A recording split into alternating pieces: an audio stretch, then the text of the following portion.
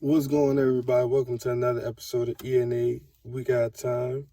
I'm Alex. As you can see, we kind of in a rush this week. Had a couple things going, me and my fellow co-host.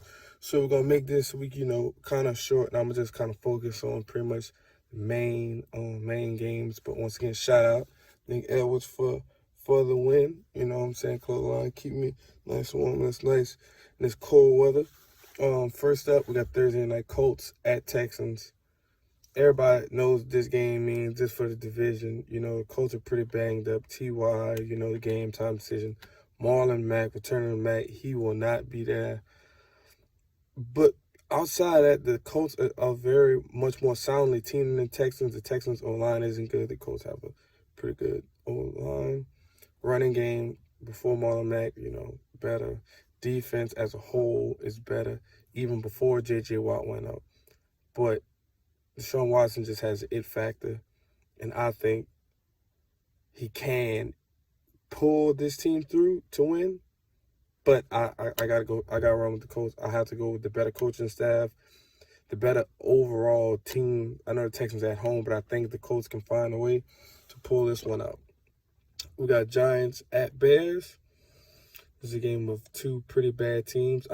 This game is gonna come down to who plays worse, Mitchell Trubisky, or the Giants defense, because both. No, Giants O line, because Giants O line already wasn't good. I want to say we have 2 or 3 starters that are gonna be out for this game. So if I had to go with anything, I'm gonna go with the Bears. It's a revenge game. They were 12-4 last year. They beat the Giants. So this game being at home, I think Bears will win this one. Next up, we got Bucks at Falcons. I'm rolling with the Falcons. Ever since that bye week, it seems like the Falcons have really gotten a whole lot better, and they've proved to turn. I mean, they're not going to playoffs, but they definitely turned their season around, and something nice to look forward to as of next year. Jameis Winston still is turning the ball over 3+ times a game, 2 and 3 times a game, sometimes 4. I think they move on from him this year. I think the Falcons get a pretty good win at home. We got Broncos at Bills. Bills are very good record-wise, but the Bills haven't really beaten any team over 500. The Broncos aren't that good of a team, so I have the Bills in this one. Next game might be a little shocking. Steelers at Bengals. Now, the Bengals haven't won a game yet, but the Steelers have James Conner out, Juju out, and also another receiver out. So with all that being said, surprise game of the week, I got the Bengals win this one just off that simple fact. They have a lot of injuries. An O-lineman suspended, Pouncey, so that's going to hurt them as well. Rudolph had a really bad time last week throwing the ball away. So I'm going to take surprise game of the week. I got the Bengals. Next, we have Dolphins at Browns. This game is going to be very lackluster, I assume. I have the Browns win this pretty soundly. Panthers at Saints. This should be a good game, good divisional game. But I think this game is going to show why the Panthers do need Cam Newton. And the guy they have in place is not the guy yet. I have the Saints win this one pretty soundly at home. Next up, we got Raiders and Jets. I got the Raiders. They're just an overall better team than the Jets. Le'Veon still really hasn't shown many flashes of the guy he can be or once was.